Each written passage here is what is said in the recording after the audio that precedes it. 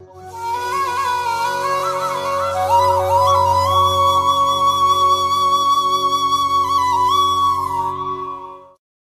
माता की। पाठ को आगे बढ़ाते हुए आज शुक्रदेव को 11वें स्थान में प्लेस करवाते हैं कुंभ राशि पे, और मेष लगन में उसका हम लोग जानने का कोशिश करते हैं कि कैसा फल हम लोगों को प्राप्त हो जाता है। तो शुक्रदेव अगर 11वें स्थान में हो कुंभ राशि पे, तो कुंभ राशि से संबंधित आपको पता ही है कि कुंभ राशि वाले आदमी जनरली बहुत शांत प्रवृत्ति के होते हैं, और कोई भी काम हो, कैसा भी काम हो, उसको करने के लिए इतना ज़्यादा फोर्स का इस्तेमाल नहीं करते हैं। वो नॉर्मली प्यार से ही उस काम को करवाने का कोशिश करते हैं, और वैसा ही कुछ काम वो लोग करते हैं जिनमें इनकम की मात्रा ज़्यादा हो। छोटे मोटे काम में इतना ज़्यादा इंटरेस्ट नहीं लेते। प्रायः वो लोग बड़े कामों में इंटरेस्ट लेते हैं और बड़े कामों के विषय में ही सोचते हैं। उनकी जो थिंकिंग होती है बहुत अपर लेवल की होती है, छोटी मोटी थिंकिंग में उनका दिमाग नहीं चलता है। तो आप ये भी बोल सकते हो कि यहाँ पे अगर चंद्रमा का सपोर्ट नहीं हो, खासकर कुंभ राशि वालों को, तो इनको थोड़ी दिक्कत महसूस होती है जीवन में, और कभी कभार माइनस थिंकिंग में भी जाने का चांस रहता है। ये हो गया कुंभ राशि, नॉर्मल एक प्रिडिक्शन। उसके बाद में अगर 11वां स्थान में कुंभ राशि है, तो 11वें स्थान में कुंभ राशि के विषय में हम लोग ये समझ सकते हैं कि 11वें स्थान, जैसे आप जानते हैं, 11वें स्थान में कोई भी ग्रह हो, चाहे पाप हो, क्रूर हो, शुभ हो, सब अच्छे फल प्रदान करते हैं। मतलब आपके उस कामों को, जितने भी आपने काम किए, चाहे वो विद्याधन से संबंधित हो, चाहे शरीर को हष्ट-पुष्ट करने से संबंधित हो, चाहे व्यापार से संबंधित हो, चाहे नौकरी से संबंधित हो, चाहे धर्म से संबंधित हो, चाहे परिवार से संबंधित हो, संतान से, जितने भी जो काम जीवन में इंसान करता है, उन सब का लाभ आपको किस तरह से प्राप्त होगा, वो 11वां स्थान डिसाइड करता है।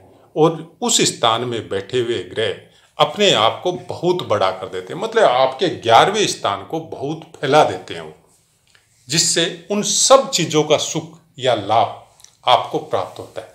कोई भी ग्रह अगर किसी भी इंसान की किसी भी लगन में अगर 11वें स्थान में बैठा है और आपकी कुंडली कहीं से भी कोई भी चीज़ का सपोर्ट नहीं कर रही है, फिर भी वो आदमी अपनी परिस्थिति, जिस परिस्थिति में वो पैदा हुआ है, उस परिस्थिति से चाहे वो 10% ही ग्रो करे, वो जरूर ग्रो करता है। ये एक 100% प्रिडिक्शन है। दुनिया भर की कुंडलियों को देखने के बाद में कोई एक दो अपवाद हो जाए, ये एक अलग बात है कि वर्ग कुंडलियों का और का कहीं से कुछ भी सपोर्ट नहीं मिले, तब एक अलग बात है। लेकिन अगर एक भी ग्रह 11वें स्थान में प्लेस हो, चाहे वो नीच का ही क्यों ना हो, आदमी प्रोग्रेस अपनी स्थिति से ऊपर जरूर उठता है।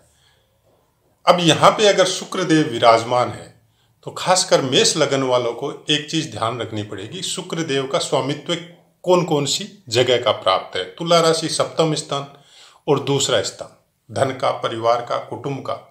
तो यहाँ पे धन और परिवार के विषय में और पत्नी और पार्टनरशिप के व्यापार के विषय में शुक्रदेव का फल बहुत अच्छा प्राप्त होगा। मतलब इन दोनों जगहों से यहाँ पे अच्छा लाभ प्राप्त होगा। अब वो लाभ कहाँ जाएगा, ये बाकी ग्रह डिसाइड करेंगे। बाकी ग्रह आपको ये पता करेंगे, वो संपत्ति में जाएगा, वो आपके ऐश या सुख से संबंधित खर्चों में जाएगा, वो आपकी पढ़ाई में जाएगा, या बच्चों की पढ़ाई में जाएगा, या आपकी बीमारी में जाएगा। वो एक बाद की बातें हैं, वो पूरी कुंडली देखने के बाद में पता चलेगा। लेकिन दो स्थानों से आपको विशेष सुख प्राप्त होगा, विशेष लाभ प्राप्त होगा। वो धन से संबंधित हो सकता है, वो पारिवारिक शांति या सुख से संबंधित हो सकता है, या कोई पार्टनरशिप का आपने बिजनेस किया तो उस बिजनेस में फायदा बहुत ज्यादा हुआ, उससे संबंधित हो सकता है। वो पूरी कुंडली देखने के बाद डिसाइड होगा। लेकिन शुक्रदेव का फल यहाँ पे अच्छा ही मिलेगा आपको, खराब मिलने का चांस 11वें स्थान में शुक्रदेव का नहीं है। कुंभ राशि के विषय में मैंने बता दिया, 11वें स्थान के विषय में आपको बता दिया।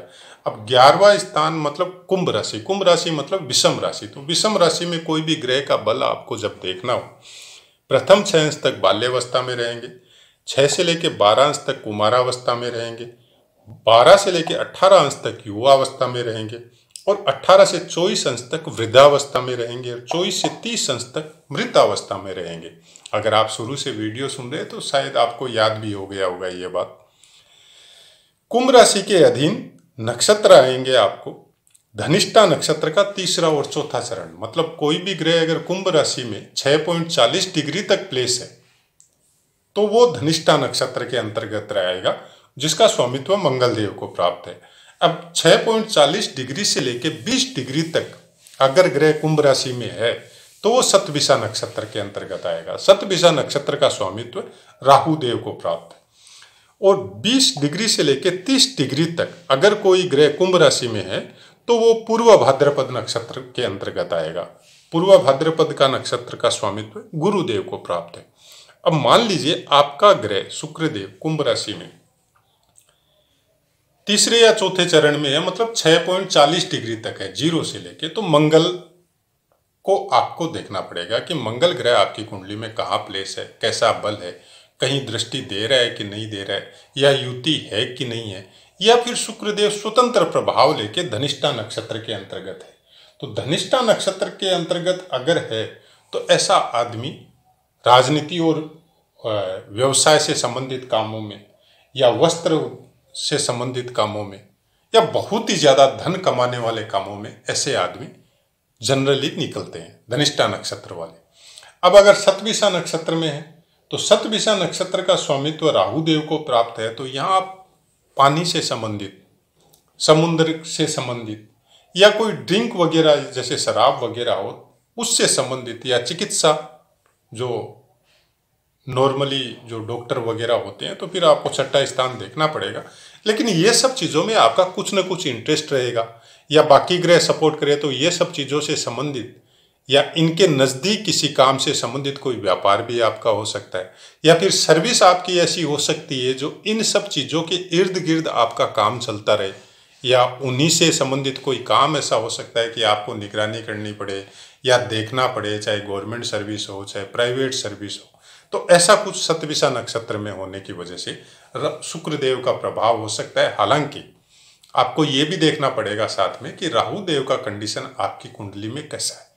अब पूर्व भाद्रपद अगर 20 डिग्री से लेकर 30 डिग्री तक शुक्रदेव कुंभ राशि में 11वें स्थान में है तो पूर्व भाद्रपद नक्षत्र में आएंगे। तो पूर्व भाद्रपद नक्षत्र का स्वामित्व जैसे कि गुरु के पास, तो गुरु की कंडीशन आपको कुंडली में देखनी ही देखनी है। गुरु की कंडीशन अच्छी है बुरी है वो उसके अनुसार फिर शुक्रदेव का फल आपको प्राप्त होगा, लेकिन खराब नहीं होगा। अगर गुरुदेव की कंडीशन अच्छी नहीं है, अंशानुसार बल नहीं है, तो भी शुक्रदेव फिर उन फलों में थोड़ी कमी करेंगे, नहीं तो शुक्रदेव उन फलों को फिर बहुत ज्यादा बढ़ा देंगे। तो इसमें क्या आएंगे, पूर्व भाद्रपद नक्षत्र के जो कारकत्व है अगर हम लोग बात करें, शुक्रदेव से संबंधित हम लोग अगर बात करें तो यहाँ पे जनरली आप कोई भी काम करेंगे तो सामने वाले को इस तरह से हिप्नोटाइज कर देंगे और अपना काम वहां से निकालने का कोशिश करेंगे। या पशुओं से संबंधित कोई व्यापार या कोई काम आपका हो सकता है। गुरु से संबंधित जैसे कोई बड़े मठ हो या उससे संबंधित कोई काम सिखाना हो, वेद या उससे संबंधित कोई प्रिंटिंग वगैरह टाइप का कोई काम हो, तो इस तरह के कामों में कुछ इंटरेस्ट आपका लग सकता है या हो सकता है या कर भी रहे हो, ऐसा कुछ हो सकता है।